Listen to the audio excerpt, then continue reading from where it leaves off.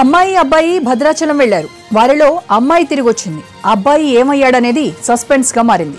Ghatkesar VBIT engineering కాలేజీలో చదువుతున్న గణేష్ అదే కాలేజీలో చదువుతున్న ఓ అమ్మాయి ప్రేమించుకుంటున్నారు.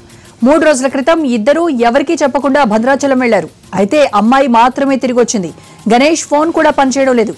దీంతో కాలేజ్ యాజమాన్యం గణేష్ పేరెంట్స్ కు సమాచారం అందించింది. గణేష్ తల్లిదండ్రులు తీవ్ర ఆందోళనకు గురవుతున్నారు.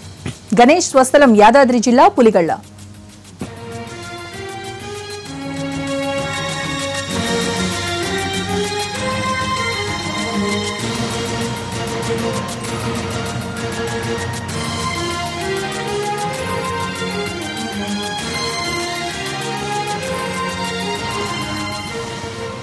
ఇద్దరం భద్రాచలం వెళ్లామని, అయితే డబ్బులు అయిపోవడంతో తన గొలుసు గణేష్ కి ఇచ్చానని అమ్మాయి చెబుతోంది. తాను తిరిగి వచ్చానని, అతను అక్కడే ఉన్నాడని అంటోంది. గణేష్ తల్లిదండ్రులు ఆ అమ్మాయిని, ఆమె తండ్రిని ప్రశ్నించినా సరైన సమాధానం రాలేదు. దీంతో వారు తన కుమారుణ్ణి ఏదో చేసుంటారంటూ పోలీసులకు కంప్లైంట్ చేశారు. గణేష్ ఆచూకీ కోసం పోలీసులు వెతుకుతున్నారు.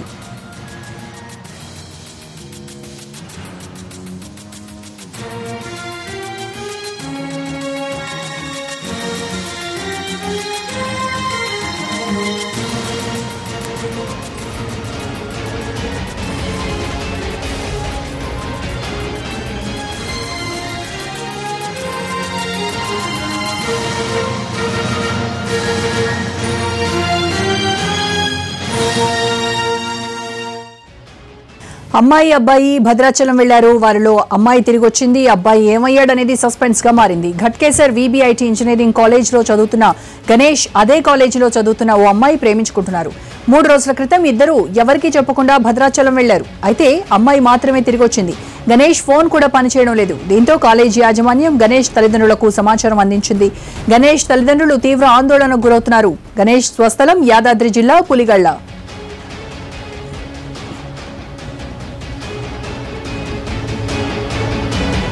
గణేష్ మిస్సింగ్ కి సంబంధించి పూర్తి ఇన్ఫర్మేషన్ మా ప్రతినిధి శర్మ లైవ్ లో అందిస్తారు. Sharma, over to you.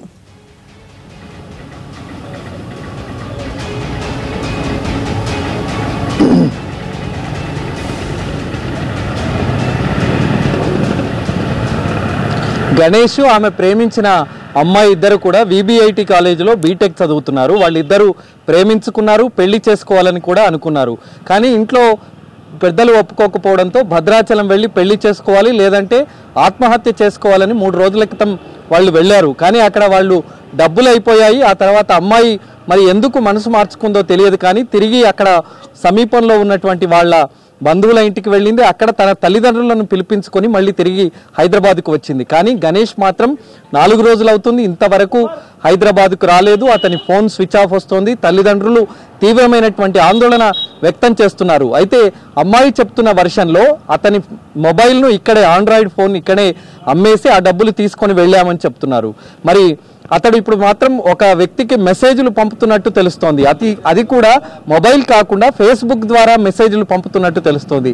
ఆ మెసేజ్లో అమ్మాయికి సంబంధించినటువంటి అన్ని విషయాలను అందులో పొందుపరిచాడు. ఆమె ప్రెగ్నెంట్ కాబట్టి ఆ ప్రెగ్నెంట్ అన్నందువల్లే తనను బాగా టార్చర్ పెట్టి భద్రాచలం తీసుకువెళ్ళింది, కానీ మళ్ళీ మోసం చేసి హైదరాబాద్కు తిరిగి వచ్చింది అనేటువంటిది ఆ మెసేజ్లో సారాంశం. మెసేజ్ కూడా చాలా అనేక రకమైనటువంటి అనుమానాలు వ్యక్తమవుతున్నాయి. అయితే గణేష్ తండ్రి పోలీస్ స్టేషన్లో ఫిర్యాదు చేశాడు, ఘట్కేశ్వర్ పోలీస్ స్టేషన్లో.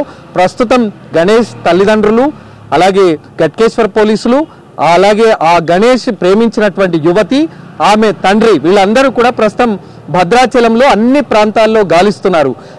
మొదట ఒక కృష్ణ దేవునికి సంబంధించినటువంటి ఒక సత్రంలో వీళ్ళు ఉన్నట్టు తెలుస్తోంది. ఆ తర్వాత మరి అక్కడి నుంచి వేరే లాడ్జికి ఏమైనా మారాడా, మరి దేవుని సత్రాలు చాలా ఉన్నాయి కాబట్టి అందులో ఏమైనా తలదాచుకున్నాడా? ఇప్పటికే ఘట్కేశ్వర్ పోలీసులు అనుమానాస్పద స్థితిలో ఈ వ్యవహారం ఉందన్నందున అక్కడ పోలీసులతో కూడా మాట్లాడారు. అక్కడ ఈ 2-3 రోజుల్లో ఎవరైతే మృతి చెందారో దానికి సంబంధించినటువంటి డెడ్ బాడీలను కూడా గణేష్ ఫోటోతో పోల్చి చూసినటువంటి పరిస్థితి, కానీ అలాంటిది ఏమీ జరగలేదు అనేటువంటిది పోలీసులు చాలా క్లారిటీగా తెలుసుకోగలిగారు. మరి ప్రస్తుతం మాత్రం ఆ భద్రాచలం ఏరియాలో పూర్తిగా స్థానిక పోలీసులతో కలిసి ఘట్కేశ్వర్ పోలీసులు 2 కుటుంబాలు, గణేష్ కుటుంబ సభ్యులు అలాగే అతను ప్రేమించినటువంటి యువతి కుటుంబ సభ్యులు కూడా ప్రస్తుతం ఆ ప్రాంతంలో పూర్తి స్థాయిలో గాలిస్తున్నారు. అతనికి సంబంధించినటువంటి బంధువులు ఇక్కడ ఉన్నారు, వారితో మాట్లాడదాం. ఏంటి ఆ రోజు కంప్లైంట్ ఇచ్చారు. ఏం చెప్పారు తండ్రి? అతను ఫోన్ ద్వారా వచ్చినటువంటి సమాచారం ఏంటి? కాలేజీ నుంచి వాళ్ళ సారోళ్ళు కాలేజీ సారోళ్ళు ఫోన్ చేశారట. ఫోన్ చేసి బాబు మీ అబ్బాయి వచ్చాడు అని అడిగితే అబ్బాయి రాలేదు సార్ అని చెప్పి అతను మా అబ్బాయి వాళ్ళ తండ్రి చెప్పాడు. చెప్పిన తర్వాత అబ్బాయి వాళ్ళ తండ్రి చెప్పిన తర్వాత మరి ఏమైంది మా అబ్బాయి ఏమైంది సార్ అని అంటే నేను మళ్ళీ ఒక 10 minutes కాల్ చేస్తాను అని చెప్పి చెప్పాడట. చెప్పిన తర్వాత మళ్ళీ కాల్ చేయలేదు. 10 minutes తర్వాత మళ్ళీ వీళ్ళే కాల్ చేశారు. సార్ ఏమైంది అని అంటే మీరేం కంగారు పడకండి, అబ్బాయి ఏం కాలేదు, అమ్మాయి ఉన్న అబ్బాయి ఇద్దరు భద్రాచలం వరకు వెళ్ళారట. అమ్మాయి వాళ్ళకు దొరికిందంట, వాళ్ళ అమ్మాయిని తెచ్చుకోవడానికి వాళ్ళు వెళ్ళారు. మీ అబ్బాయి మీకు ఇంటికి తిరిగి వస్తాడని చెప్పారు. అయినప్పటికీ కూడా ఆ రోజు రాలేదు. 6వ తారీఖు రాకపోయేసరికి మేము 7వ తారీఖు మార్నింగ్ వచ్చి ఇక్కడ కంప్లైంట్ చేశారు. వాళ్ళు కంప్లైంట్ చేస్తే సార్లు కూడా చేసిన తర్వాత అమ్మాయి అయితే రాని, అమ్మాయి వచ్చిన తర్వాత మనం మాట్లాడదాం అని చెప్పేసి అమ్మాయి వాళ్ళ తల్లిదండ్రులు కూడా కాల్ చేశారు. సిఐ గారు ఎస్ఐ గారు కూడా కాల్ చేసి మాట్లాడితే మేము అమ్మాయిని తీసుకొని వస్తున్నాం సార్ అంటే సరే మీరు రండి, వచ్చిన తర్వాత మాకు కలవండి అని చెప్పారు. వాళ్ళు నిన్న ఉదయాన్నే వాళ్ళ అమ్మాయిని తీసుకొని నిన్న ఉదయాన్నే పిఎస్కి వచ్చారు. పిఎస్కి వచ్చిన తర్వాత అమ్మాయిని పరిశీలించి వాళ్ళు అడిగారు. సిఐ వాళ్ళు మొత్తం తెలుసుకున్నారు అసలు ఎట్లా పోయారు ఏంది అంటే నన్ను బెదిరించి బలవంతంగా తీసుకెళ్ళాలని చెప్పారు. కానీ అది నిజం కాదు. ఏదేమైనా ఇప్పటికీ ఇద్దరు పెళ్లి చేసుకోవడానికి పోయారు. కానీ పోయిన తర్వాత అక్కడ అమ్మాయి మోసం చేసి అబ్బాయిని డైవర్ట్ చేసి అమ్మాయిని తీసుకొని వాళ్ళ తల్లిదండ్రులు వచ్చారు. అబ్బాయి మాత్రం ఆసుకి లేదు, ఇప్పటివరకు కాల్ లేదు, మాట్లాడడం లేదు, ఇంతవరకు అసలు ఎక్కడున్నాడు కూడా తెలియదు మాకి. అది పరిస్థితి. అంటే ఇప్పుడు మీ వాళ్ళు అందరూ కూడా అక్కడ వెళ్ళి గాలిస్తున్నారు. ఇప్పుడు సారోళ్ళు ఎస్ఐ గారును మన కానిస్టేబుల్ ఇచ్చి తోలారు. ఇలా ఉదయం 4 గంటలకి సారోళ్ళు వెళ్ళారు. సారోళ్ళతో పాటు మా వాళ్ళు కూడా వెళ్ళారు. మా వాళ్ళు ఒక 4-5 members వెళ్ళారు. సారోళ్ళు వెళ్ళారు. అక్కడ భద్రాచలంలో వెతుకుతున్నారు. మీరు మొన్న వెళ్ళారు కాలేజ్ దగ్గరికి, ఏం జరిగింది? వాళ్ళు ఏం చెప్పారు? కాలేజ్ వాళ్ళు అక్కడ మెసేజ్ వచ్చిందని వీళ్ళు మన పిల్లగారిని తరఫు నుంచి వాళ్ళ ఫాదరు ఇంకొక 10 members వచ్చారు. తన లింగస్వామి గారు కూడా వచ్చారు. మేము అందరం కలిసి పోలీస్ స్టేషన్ నుంచి కాలేజీకి వెళ్ళాం. కాలేజీకి వెళ్ళినాక ప్రిన్సిపాల్ గారు మీటింగ్లో తర్వాత కలిసి ఏం సంగతి అంటే ఇట్లా సంగతి సార్ అంటే ఏమన్నా ఉన్నాయా సార్ మెసేజ్ వాళ్ళ ఐడెంటిటీ కార్డు కూడా అన్నీ తెప్పించాడు. కాలేజీ నుంచి కాలేజీకి తెప్పించాడు. వాళ్ళ ఐడెంటిటీ కార్డు, వాళ్ళు ఏం చదువుతున్నారు అనేది, వాళ్ళ ఫోటోలు కూడా అన్నీ తెప్పించి వాళ్ళకి అప్పచెప్పాడు. వీళ్ళు ఏం చెప్పారంటే అబ్బాయిల తరపు వాళ్ళ ఫ్రెండ్ ఎవరో మెసేజ్ చేశాడు ఇట్లా ఉన్నాడని. పొద్దున మేము మాట్లాడని చెప్పాడు సార్. ఇప్పుడు తర్వాత మళ్ళీ ఫోన్ స్విచ్ ఆఫ్ చేశాడు అని మీకేమైనా తెలిసామని మేము కాలేజీకి వచ్చాం సార్ అని మేము చెప్పినట్టు అందరం వెళ్ళి చెప్తే ఆయన చేస్తే ఆ ఫోన్ స్విచ్ ఆఫ్ వచ్చింది. ఇంకో అతను కూడా చేశాడు సారు, ప్రిన్సిపల్ అయినా సెక్రటరీ గారు చేస్తే ఆయన కూడా ఏదో మాకు పొద్దున చెప్పాడు మాకు ఫ్రెండే, కానీ మాకు అంతా ఇది తెలియదు సార్. ఆయన పోతానని చెప్పారు కానీ మాకు మిగిలిన విషయాలు మాకు ఏం చెప్పాలని తెలిసారు సార్. మీరు ఎంక్వైరీ చేయాలని వాళ్ళకి చెప్పేసి మేము మళ్ళీ రిటర్న్ వచ్చేస్తాం సార్. మెసేజ్ వచ్చింది కదా, మెసేజ్ ఎవరికి పంపారు? అది అనిల్ అనే అబ్బాయికి వాళ్ళ ఫ్రెండ్, వీళ్ళ 3 క్లాస్మేట్ అంట. ఈ అనిల్ అనే అబ్బాయికి పంపారు. ఆ అనిల్ అనే అబ్బాయితో మాట్లాడితే నాకు ఒక మెసేజ్ వచ్చిందని చెప్పారు. అది ఎస్ఐ గారు కూడా ఆ మెసేజ్ పంపించారు, ఫార్వర్డ్ చేశాడు అబ్బాయి. ఇది ఏంది, దాంట్లో ఏముంది అని అంటే మా అమ్మాయిని నన్ను మోసం చేసింది, అమ్మాయికి నేను ప్రెగ్నెంట్ అని చెప్పి నన్ను ఇబ్బంది పెట్టింది, ఖచ్చితంగా మనం పెళ్లి చేసుకోవాలి లేకపోతే నీ పరువు తీసాది అని చెప్పి బెదిరించి అబ్బాయిని అక్కడ దాకా పోయారు. అక్కడి నుంచి అబ్బాయి డైవర్ట్ చేసి అమ్మాయి వెళ్ళిపోయింది. అది ఎందుకు పోయింది అసలు ఏంటి అనేది విషయం మాకు తెలియకుంటున్నది. ఆ మెసేజ్ నిజంగా అతను పంపిందేనా? అతను పంపిందా అనేది మనకు ఐడియా లేదు సార్. అది అతను పంపిండా లేకపోతే వాళ్ళ ఫ్రెండ్స్ పంపించారా, ఎవరు పంపించారు, అది ఏందనేది ఇప్పుడు ఒక ఫోన్ నెంబర్ నుంచి రాలేదు, అది ఒక కంప్యూటర్ నుంచి వచ్చింది కాబట్టి అది ఏందనేది ఐడెంటిఫై ఇంకా చేయలేకపోతున్నారు. ఫోన్ అతను ఇక్కడే అమ్మేసి ఆ డబ్బులు తీసుకొని పోయాడు. ఆ విషయం కూడా అమ్మాయి చెప్పింది. ఆండ్రాయిడ్ ఫోన్ ఇక్కడనే అమ్మేసాము, ఆండ్రాయిడ్ ఫోన్ ఇక్కడనే ఉంది అని చెప్పేసి అమ్మాయి చెప్తున్నది. మళ్ళీ అదే అమ్మాయి ఆ ఫోన్లో నన్ను ఏదో ఉన్నది, నీ సీక్రెట్ ఉన్నది, దీంట్లో నన్ను బెదిరించి ఆ రకంగా చెప్పి తీసుకుపోయిందని మళ్ళీ చెప్తుంది ఆ అమ్మాయి. 2 విషయాలు ఆ అమ్మాయి చెప్తా ఉన్నది. అది సారోళ్ళకి అదే డౌట్ వచ్చి అమ్మాయి వాళ్ళ నాన్నని సారోళ్ళు ఖచ్చితంగా మీరు పోవాలి, ఎక్కడెక్కడ తిరిగారో మీరు ఆ ఏరియా మొత్తం చూపించాలి అని చెప్పి ఎస్ఐ గారు ముందు మాట్లాడి సిఐ గారు వాళ్ళందరినీ కుర్మాయించి పంపించారు. ఇప్పుడు మీ వాళ్ళు ఫోన్ చేసినట్టున్నారు, ఏమన్నా సమాచారం తెలిసి తిరుగుతున్నారంట, అక్కడెక్కడ మొత్తం వెతుకుతున్నారంట, ఎక్కడెక్కడ తిరిగారు, ఎక్కడెక్కడ దిగారు అనేది మొత్తం అక్కడ బస్ స్టాండ్, రైల్వే స్టేషన్లు అన్ని తిరిగారట. ఆ తిరిగిన అన్ని కూడా ఎంక్వైరీలో తేలుతున్నాయి. సారోళ్ళు పోయారు కదా, మొత్తం తిరుగుతూ ఉన్నారు. ఆ తిరిగిన విషయాలన్నీ ఇప్పుడు చెప్పారు, మాకు ఇప్పుడే తెలిసింది. మరి అమ్మాయి కూడా వెళ్ళింది. ఇక్కడి నుంచి వాళ్ళు రైల్లో భద్రాచలం వెళ్ళారని చెప్తోంది అమ్మాయి. కానీ మధ్యలో కూడా ఒక దగ్గర దిగిపోయాము, అర్ధరాత్రి 1 గంట ప్రాంతంలో బయ్యారం ప్రాంతంలో దిగిపోయాము. అక్కడి నుంచి ఒక ఆటోలో ఆ మధ్య భద్రాచలంకి సమీపంలో మళ్ళీ అక్కడ దిగాము. అక్కడి నుంచి నడుచుకుంటూ భద్రాచలం వెళ్ళి ఒక దేవుని సత్రంలో అక్కడ ఉన్నాము అనేటువంటి విషయం చెప్తుంది. కానీ ఆమె చెప్తున్నటువంటి విషయాలు కానీ అక్కడ జరిగినటువంటి వాస్తవానికి కానీ పొంతన లేనటువంటి సమాధానాలు ఉన్నాయి. మరి పోలీసులు అయితే వెళ్ళారు, ప్రస్తుతం భద్రాచలం ప్రాంతంలో పూర్తిగా పరిశీలిస్తున్నారు, గాలిస్తున్నారు. గణేష్ ఎక్కడ తలదాచుకున్నాడు అనేటువంటి విషయానికి సంబంధించి మరి ఏం క్లారిటీ వస్తుంది?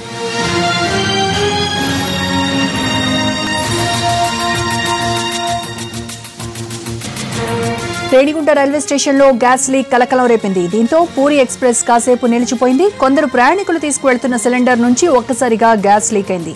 దీంతో బోగీలోని ప్రయాణికులు తీవ్ర ఆందోళనకు గురయ్యారు. భయంతో పరుగులు తీశారు. స్టేషన్లో ఆగి ఉన్న సమయంలో ఈ ఘటన జరిగింది. అప్రమత్తమైన పోలీసులు గ్యాస్ సిలిండర్ తీసుకువెళ్తున్న వారిని అదుపులోకి తీసుకున్నారు. దీంతో ప్రయాణికులు ఊపిరి పీల్చుకున్నారు.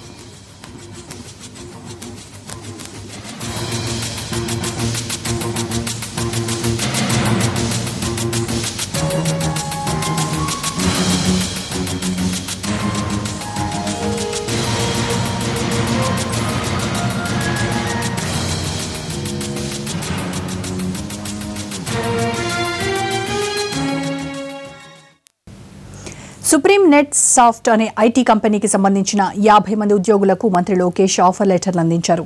విజయవాడ మహానాడు రోడ్లో కే బిజినెస్ సెంటర్ను లోకేష్ ప్రారంభించారు. ఇందులో 7 ఐటీ కంపెనీలు తమ కార్యకలాపాలు నడిపించబోతున్నాయి. సుప్రీం నెట్ సాఫ్ట్తో సహా మరో 6 కంపెనీల కార్యాలయాలు ప్రారంభించారు లోకేష్.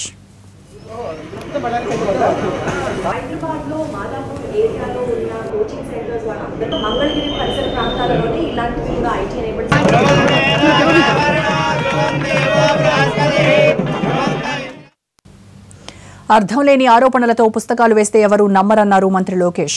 వైసీపీ ప్లీనరీలో ఇచ్చిన హామీలన్నీ తాము అమలు చేసినవే అంటూ స్పష్టం చేశారు ఆయన. రాష్ట్ర అభివృద్ధిని చూసి ఓర్వలేకే అవినీతి ఆరోపణలు చేస్తున్నారంటూ జగన్పై లోకేష్ మండిపడ్డారు. అసూయపరులు ఉంటారు, దాంట్లో సందేహం లేదు. ఎందుకంటే వాళ్ళు దాన్ని మనం ఆపలేము. ఆ అసూయలో వాళ్ళు ఏంటంటే పుస్తకాలు వేస్తారు, ఏంటంటే రాస్తారు. నేను 3 మహానాడుల వేదిక నేను సవాల్ ఇస్తున్నాను. నా పైన మీరు ఆరోపణలు చేస్తున్నారు. మీ సొంత నాయకుడు ఆరోపణలు చేశారు. చేసినప్పుడు చర్చకు రావాలి కదండి. వాస్తవంగా ఎందుకు చర్చకు రావట్లేదు? మొదటి. రెండోది, యావత్ భారతదేశం చరిత్రలో ఆస్తులు ప్రకటించిన ఏకైక రాజకీయ కుటుంబం మాది. గడిచిన 6 సంవత్సరాలు ప్రకటించాం. అన్నీ నీతి నిజాయితీగా బతికి మీరు సిబిఐ ఎంక్వైరీ మీ పైన వేసుకోండి అంటే మేము అవకతవకలు చేసిన వాళ్ళమా? తప్పు చేస్తే తప్పనిసరిగా శిక్షిస్తారు. మా నాన్నగారు రాజకీయాల్లోకి వచ్చి 40 సంవత్సరాలు అయిందండి. ఒక్క ఆరోపణ నిరూపించలేకపోయారు. అలాంటిది ఈరోజు పుస్తకాలు రాస్తే దానికి నేను సమాధానం చెప్పాల్సిన అవసరం లేదనేది నేను భావిస్తున్నా. ఎందుకంటే ఆ పుస్తకాలు చదివితే విచిత్రంగా ఉంటుంది. ఆరోపణలు ఉన్నాయంటారు, ఆరోపణలు వేసేది వాళ్ళే, పుస్తకాల్లో మళ్ళీ రాసేది వాళ్ళే. అలా ఉంది పరిస్థితి మన ప్రతిపక్ష పార్టీ. దానికన్నా నేను ఎక్కువ మాట్లాడాల్సిన అవసరం లేదు నేను అనుకుంటున్నాను. 2014 అమలు చేస్తామండి హామీలు. అవన్నీ కుదరదండి. వాళ్ళు ఈరోజు వచ్చి మళ్ళీ కుదురుతుందంటే కష్టం కదండి. అన్నను అమలు చేసి ముందరికి వెళ్ళిపోతున్నాం. ఎవడు ఊహించిన విధంగా 16,000 కోట్ల లోటు బడ్జెట్లు ఈరోజు మనం పరిపాలన చేసి ముందరికి వెళ్తున్నాం. ఏనాడు పెన్షన్ లేట్ రాలేదు కదా, ఏనాడు బియ్యం లేట్ రాలేదు కదా. సో ఎవరు ఊహించిన విధంగా మనం పరిపాలన చేసుకుని ముందరికి వెళ్తున్నాం. అసూయపరులు ఉంటారు, స్వార్థపరులు ఉంటారు. వాళ్ళ ఆలోచన మేము ఏం చెప్పలేం కదా. ప్రభుత్వ హాస్టళ్లలో నిర్వహణ లోపం విద్యార్థుల ప్రాణాల మీదకు తీసుకొస్తున్నాయి. కొమరం భీం జిల్లా కౌటాల కస్తూర్బా గాంధీ బాలికల వసతి గృహంలో విద్యార్థినులు విషాహారం తిని తీవ్ర అస్వస్థకు గురయ్యారు. దీంతో వారిని కౌటాల ఆసుపత్రికి తరలించారు. అయితే అక్కడ సిబ్బంది అందుబాటులో లేకపోవడంతో వారిని వెంటనే సిర్పూర్ హాస్పిటల్కు తరలించారు. కొందరు విద్యార్థినుల పరిస్థితి విషమంగా ఉన్నట్లు తెలుస్తోంది.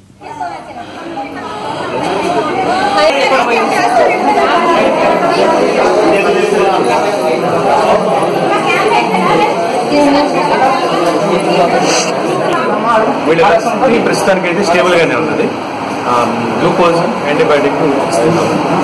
కొంతమంది వామిటింగ్స్ తో కొంతమంది మోషన్స్ తో సఫర్ అయ్యారు. ఐఏఎస్ అధికారులకు జీఎస్టీ కష్టాలు తప్పడం లేదు. ద్రవ్యోల్బణం తగ్గడంతో పాటు దేశ ఆర్థిక వ్యవస్థకు జీఎస్టీ మంచి ఊపు తీసుకొస్తుందని ఐఏఎస్ అధికారులు చెబుతున్నారు. కానీ ఆ అధికారులే మార్కెట్లో వాస్తవ పరిస్థితి చూసి షాక్ తింటున్నారు. జీఎస్టీలో ప్రతి వస్తువుకు ఎంత పన్ను వేస్తున్నారో సూపర్ మార్కెట్లు వివరంగా బిల్లులు ఇస్తున్నాయి. వస్తువు ధర, దానికి స్టేట్ జీఎస్టీ, సెంట్రల్ జీఎస్టీ కారణంగా ఒక లైన్తో అవ్వాల్సిన బిల్లు 3 లైన్లు వస్తోంది. దీంతో తక్కువ వస్తువులు కొన్న చాంతాడంత బిల్లులు వస్తున్నాయి. తెలంగాణ వాణిజ్య పన్నుల శాఖ కమిషనర్ సోమేష్ కుమార్ కు ఈ తిప్పలు తప్పలేదు. ఆదివారం హైదరాబాద్ లో జరిగిన జీఎస్టీ అవగాహన సదస్సులో ఈ చాంతాడంత బిల్లు వ్యవహారాన్ని కేంద్ర మంత్రి దృష్టికి తీసుకెళ్లారు.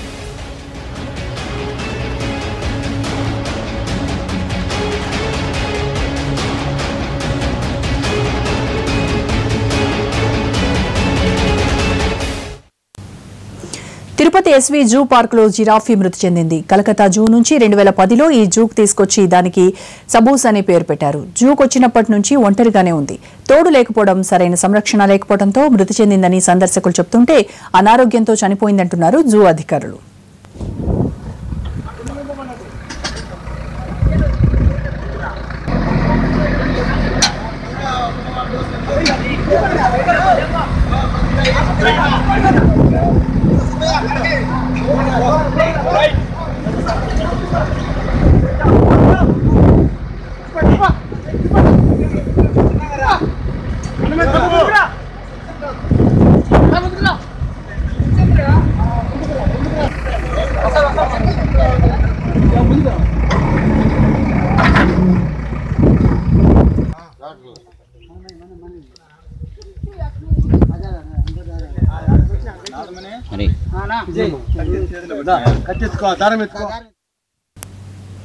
రాయలసీమ యూనివర్సిటీ వీసీ ఇంటి దగ్గర ఉద్రిక్తత నెలకొంది. ఇటీవల యూనివర్సిటీలో 15 మంది కాంట్రాక్ట్ లెక్చరర్లను తొలగిస్తూ వీసీ నిర్ణయం తీసుకున్నారు.